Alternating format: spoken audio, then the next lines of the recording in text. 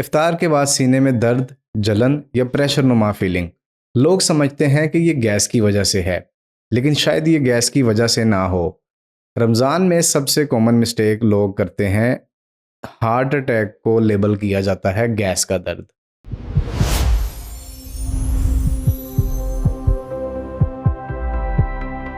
अस्सलाम वालेकुम, आप देख रहे हैं smart health with doctor Adnan, जहां हम आपको फराहम करते हैं पेचीदा इन्फॉर्मेशन बहुत आसान अल्फाज में, जिसको समझने में बहुत ही आसानी हो।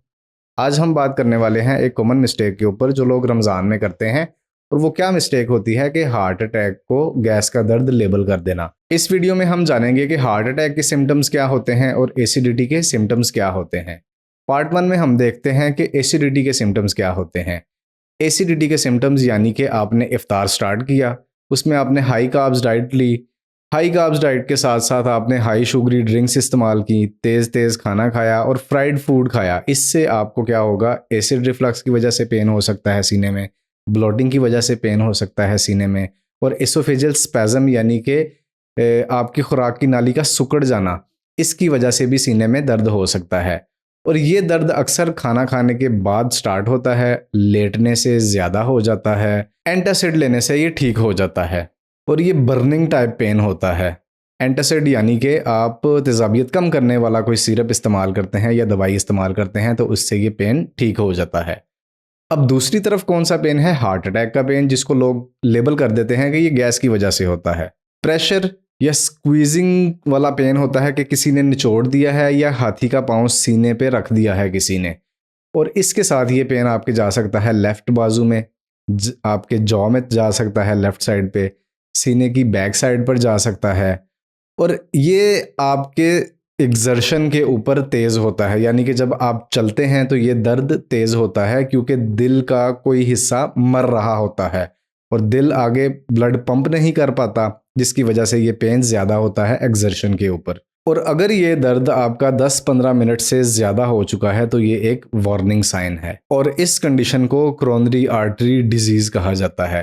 कोरोनरी आर्टरी यानी कि वो वाली खून की नाली जो दिल से निकलती है और दिल के इर्द गिर्द रैप हो जाती है, उसके इर्द गिर्द घूमती है।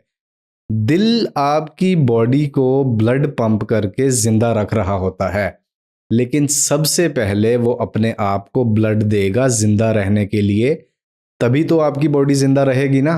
तो वो कोरोनरी आर्टरी आपके दिल के इर्द गिर्द घूम रही होती है दिल को सप्लाई देने के लिए। रमज़ान में डिहाइड्रेशन और फ्राइड फूड्स की वजह से आपकी ब्लड की विस्कोसिटी इंक्रीज़ यानी कि थिकनेस इंक्रीज़ हो जाती है, और उसकी वजह से आपके दिल के ऊपर प्रेशर आ सकता है।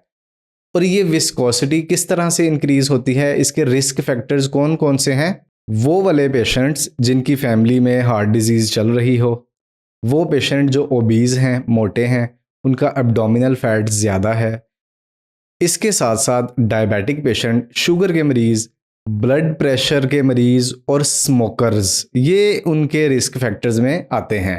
और अगर आपको डाउट हो रहा है कि रोज़े के दौरान आपको सीने में पेन होना स्टार्ट हो गया है, दर्द होना शुरू हो गया है, तो आप इसको लेबल करें हार्ट अटैक ही। आप इसको गैस लेबल ना करें, फ़ौरन से इमरजेंसी में जाएं, अपनी ईसीजी करवाएं, टेस्ट करवाएं, डॉक्टर को चेकअप करवाएं, उसको अपनी सिम्टम्स बताएं, और अगर ये हार्ट अटैक है तो उसको टाइम पर ट्रीट करें, ना कि गैस लेबल करके अपने घर के बिस्तर पर पड़े रहें। रोज़ा तोड़ना गुनाह नहीं है अगर आपको अपनी जान का रिस्क है तो। रमज़ान डिसिप्लिन का महीना है, मेटाबॉलिक स्विचिंग का महीना है, लेकिन आपकी जान से ज़्यादा कोई इबादत नहीं। अपनी जान की हिफाजत करना भी इबादत है। ये अल्लाह ताला की आपके पास एक अमानत रखी हुई है। आप देख रहे हैं smart health with doctor Adnan, सेहतमंद ज़िंदगी की स्मार्ट चॉइस।